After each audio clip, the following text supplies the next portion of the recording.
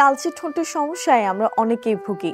এজন্য হরহামেশাই নানা lip gel কিংবা কেমিক্যালের ব্যবহার করেও সুফল মেলে না। আর তাই এবারে আপনাদের জানাবো প্রাকৃতিক 5টি উপায় যা দূর করবে ঠোঁটের কালো ভাব।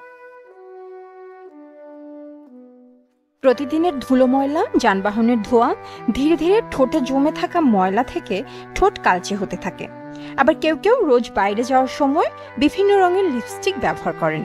প্রতিদিনের ব্যবহারের কারণে লিপস্টিকে থাকা রাসায়নিকের জন্য ঠোঁট আস্তে আস্তে কালো হতে থাকে।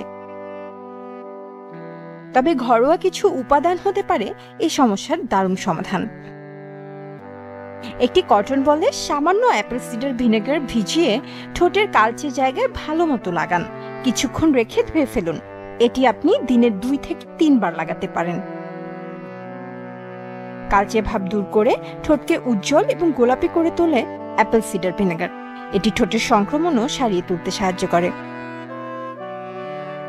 1 থেকে 2 ফোঁটা লেবুর রসে 1 থেকে 2 ফোঁটা মধু ভালো করে মিশিয়ে পুরো ঠোঁটে লাগান। 10 মিনিট রেখে ধুয়ে ফেলুন। মিশ্রণটি দিনে 2 বারও লাগাতে পারেন। লেবুর রস ঠোঁটের ব্লিচ ও এক্সফোলিয়েট হিসেবে কাজ করে। ঠোঁটে কোনো সংক্রমণ থাকলে লেবু অ্যান্টিসেপটিক হিসেবেও কাজ করে। পাশাপাশি ঠোঁটকে গোলাপি করতে সাহায্য করে। মধু ঠোঁটের রুক্ষতা কমিয়ে ঠোঁটকে নরম ও মসৃণ করে তোলে।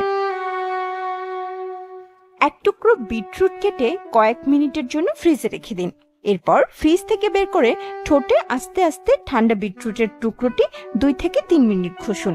বিটরুটের রস 5 মিনিট ঠোঁটে রেখে দিয়ে ধুয়ে ফেলুন। এটি নিয়ম করে প্রতিদিন ঠোঁটে লাগান। ঠোঁটের কালো ভাব দূর করতে বিটরুট অনেক উপকারী। এটি ঠোঁটের মরা চামড়া উঠিয়ে ঠোঁটকে হাইড্রেট করে।